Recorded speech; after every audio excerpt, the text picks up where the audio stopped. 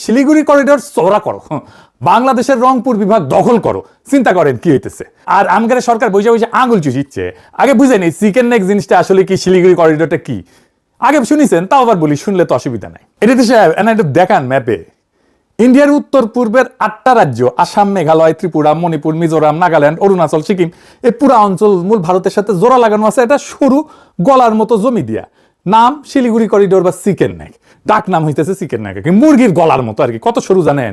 সবচেয়ে সরু জায়গাটা 20 থেকে 22 কিলোমিটার। এই সরু গলাটার এক পাশে নেপাল, আর এক পাশে ভুটান, আর নিচে বাংলাদেশ, আর একটু উপরে চীনের চুম্বি উপত্যকা। এই গলা যদি কেউ একবার চাইপা ধরে, ভারতের 8টা রাজ্য মূল ভারত থেকে বিচ্ছিন্ন হয়ে যাবে, এক কোপে মাথা আলাদা। এই কারণে ইন্ডিয়া এই করিডোরটা নিয়ে সবসময় আতঙ্কে থাকে। এই জন্য ইন্ডিয়ানরা একটা ভয়ঙ্কর সমাধানের কথা বলা শুরু করলো। সমাধানটা কি? দুর্বল গলা চওড়া করতে হবে। কেমনে? বাংলাদেশের জমি কাইটে নিয়ে। এবার আসেন ওই লোকের কথায়, যার কথা দিয়ে শুরু করেছিলাম, ভারত কারনাদ নাম। উই কোনো পাগল না, পাগল ছাগল না, কোনো ইউটিউবের গরম গরম বক্তাও না। নয়াদিল্লির সেন্টার ফর পলিসি রিসার্চের সিনিয়র ফেলো, ইন্ডিয়ার প্রথম জাতীয় নিরাপত্তা উপদেষ্টা বোর্ডের সদস্য, পরমাণু এটা নীতি এটা লেখার দলে ছিল ওই লোক। নিজেকে পরিচয় দেয় ভারতের সবচেয়ে অগ্রগণ্য রক্ষণশীল স্ট্র্যাটেজিস্ট বলে। তো এই লোক লিখলো, হুবহু শুনেন কি লিখলো।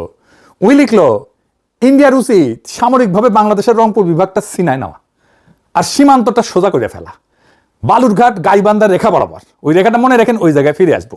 বালুরঘাট গাইবান্ধার রেখাটা মনে রাখেন। তার ভাষায় করিডোর চওড়া করা এখন জাতীয় নিরাপত্তার অপরিহার্যতা। কিভাবে দখল করবে? কারনাদ 2টা পথ বলে দিচ্ছে। প্রথম পথ হইতেছে ভদ্রভাবে কিনে নেওয়া। বলিছে ভারত ইন্ডিয়া ঢাকাকে প্রস্তাব দিতে পারে 16,000 বর্গ কিলোমিটার রংপুর বিভাগটা 10 থেকে 20 বিলিয়ন ডলারে কিনে নিবে। বাংলাদেশের তো 104 বিলিয়ন ডলার ঋণ, এই টাকা দিয়ে নাকি সেই ঋণের বোঝা কিছুটা কমবে। ওই নাম দিছে এটাকে লুইজিয়ানা পারচেজ, মানে আমেরিকা ফ্রান্সের কাছ থেকে লুইজিয়ানাটা কিনে নিয়েছিল ওই আর কি। তো যদি ঢাকা রাজি না হয়, তাহলে দ্বিতীয় পথ সামরিক অভিযান, সোজা বাংলায় যুদ্ধ করে কেড়ে নেওয়া। কিন্তু এর মধ্যে সবচেয়ে ভয়ঙ্কর অস্ত্রটা হইতেছে, সে বলতেছে রংপুর বিভাগে মানুষ থাকে প্রায় 1,80,00,000। কারনাদ এই মানুষগুলোকে নিয়ে কি লিখছে জানেন? লিখছে এই জনগোষ্ঠীকে সামরিক অভিযানের অংশ হিসেবে বাংলাদেশের ভেতরে ঠেলে দেওয়া উচিত। শুধু তাই না, আরো এক ধাপায় বলছে জনসংখ্যা বিনিময়ের প্রস্তাব দিছে। বাংলাদেশের 1,30,00,000 যে হিন্দু আছে তাদের আর রংপুরের 1,80,00,000 মুসলমানের মধ্যে অদল বদল করে ফেলা হোক। মানে বাংলাদেশ হয়ে যাবে পুরোপুরি মুসলমানের দেশ, আর রংপুর হয়ে যাবে হিন্দুর দেশ ভারতের। বুঝে চাও? ভাবেন একবার, একজন সাবেক রাষ্ট্রীয় নিরাপত্তা উপদেষ্টা প্রকাশ্যে একটা প্রতিবেশী দেশের ভূখণ্ড দখল আর কোটি কোটি মানুষকে জোর করে উৎখাত করার কথা লিখতেছে, আর আমাদের সরকার বসে আছে চুরে আঙুল চুষিচ্ছে। এটা একটা লোকের কথা না, এটা একটা প্যাটার্ন। আসেন একটা একটা করে দেখি, তারিখ মিলায়। প্রথম লেখা 2024 সালের 9 ডিসেম্বর। দিনটা মনে রাখেন, এই দিন ইন্ডিয়ার পররাষ্ট্র সচিব বিক্রম মিশ্রি ঢাকা এসেছিল। এসে ওয়াকারুজ্জামান প্রভুপাদের সাথে গোপনে মিটিং করে গেছিল প্রফেসর ইউনূস সরকারের আমলে। এবার ওই দিনই ওই স্বরাজ্য ম্যাগাজিনে সাবেক এডিটোরিয়াল ডিরেক্টর জগন্নাথ একটা লেখা চাপলো, শিরোনাম বাংলাদেশের হিন্দুদের জন্য কেন ভারতের দ্বিজাতি তত্ত্ব সমাধানে মনোযোগ দেওয়া উচিত। এই লোক কি লিখলো শুনেন? ওই লিখলো যে ভারতের উচিত গোপনে এবং প্রকাশ্যে যত বেশি সম্ভব হিন্দুকে ভারতের সীমান্তবর্তী বিভাগগুলোতে সরায় আনা, যাতে পরে তাদের সামরিকভাবে রক্ষা করা যায়। আর বিচ্ছিন্ন করার জন্য 3টে বিভাগের নাম বলছে, রংপুর, সিলেট আর খুলনা।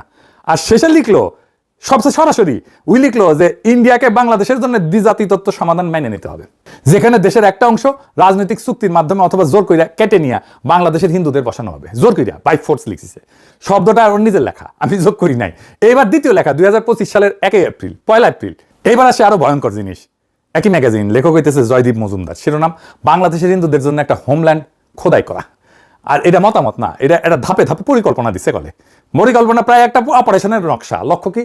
লেখকের ভাষায় উত্তরের রংপুর বিভাগ আর চট্টগ্রাম বিভাগের বড় একটা অংশ কাইটে নিয়ে হিন্দুদের হোমল্যান্ড বানানো, আর সেটা ইন্ডিয়ার সাথে জুড়ে দেওয়া। ওই হিসাব দিয়ে বলছে যে রংপুর যুক্ত করলে চিকেন নেক করিডোর অন্তত 150 কিলোমিটার চওড়া হয়ে যাবে। কিভাবে করবে?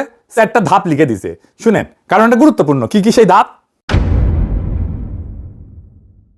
1 নাম্বার ধাপ, আন্তর্জাতিকভাবে জোরে সোরে প্রচার চালাও যে বাংলাদেশের সংখ্যালঘু নির্যাতিত হইতেছে। এই কথা হইতেছে না? হ্যাঁ হইতেছে। ধাপ 2 নাম্বার, এইটা সবচেয়ে গুরুত্বপূর্ণ, বাংলাদেশের সংখ্যালঘু সংগঠনগুলোকে টাকা পয়সার সম্পদ দিয়া আন্দোলনে নামো, যাতে ইসলামপন্থীরা খেপে যায় আর পাল্টা আক্রমণ করে। 3 নাম্বার ধাপ, সে পাল্টা আক্রমণটাকে অজুহাত বানাও। 4 নাম্বার ধাপ, তার ভাষায় হুবহু যত দ্রুত সম্ভব রংপুর আর চট্টগ্রাম দখলে একটা দ্রুত সামরিক অভিযান চালাইতে হবে। আর ওই লিখেছে 71-এ যেমন মুক্তিযোদ্ধা বানানো হয়েছিল, তেমনি সংখ্যালঘুদের আগে থেকে প্রস্তুত করতে হবে ভারতীয় বাহিনীকে সাহায্য করার জন্য। খেয়াল করেন, 1971-এর রেফারেন্স তারা নিজেরাই বলতেছে, আর একটা 71 বানাও, কিন্তু এইবার দখলের জন্য, স্বাধীনতার জন্য না, বাংলাদেশের। আর সবচেয়ে গা শিউরিয়াটা অংশটা এখনো বাকি, জনসংখ্যা বিনিময়, পপুলেশন এক্সচেঞ্জ। ওই লেখায় মজুমদার লেখায় ভুবু লিখছে রংপুর আর চট্টগ্রাম থেকে পূর্ণ জনসংখ্যা বিনিময় হতে হবে। রংপুরের 1,53,00,000 মুসলিম আর চট্টগ্রামের 1,15,00,000 মুসলিমকে দেশের বাকি অংশে সরাই দিতে হবে, যাতে 1,44,00,000 হিন্দু বৌদ্ধ খ্রিস্টানের জায়গা হয়। হিসাবটা একবার ভাবেন, প্রায় 2,67,00,000 মানুষ তাদের জন্মভিটা থেকে উৎখাত, হিন্দুরাও মুসলমানরাও, শুধু ধর্মের কারণে। লেখক নিজেই স্বীকার করছে যে এটা অন্যায্য মনে হতে পারে 2,68,00,000 মুসলিমকে সরায় মাত্র 1,44,00,000 সংখ্যালঘুর জায়গা করা, কিন্তু তারপর ওইটাকে ন্যায্য বলে যুক্তি দিতেছে। এটা কিন্তু আন্তর্জাতিক আইনে একটা নাম আছে, সেটা হচ্ছে জাতিগত নিধন, এথনিক ক্লিনজিং। একটা ভূখণ্ড থেকে একটা ধর্মের মানুষকে জোর করে সরায় দেওয়া। আপনি ভাবতেছেন যে এগুলো কল্পনা, জি না, কাজ শুরু হয়ে গেছে। অন্তত রংপুর অঞ্চলে কাজ শুরু হয়েছে, প্রচুর টাকা পয়সা ঢালা হয়েছে, যুক্ত আছে ইন্ডিয়ান হাই কমিশন, ঢালা হইতেছে প্রচুর কালো টাকা, যুক্ত হয়েছে বাংলার লুথার কিং এর দলের লোকেরা, বেকুবেরা তো তাই করবে। আসেন সেই নতুন গল্পে ঢুকি, আপনাদের নিয়ে যাইতেছি পলাশবাড়িতে।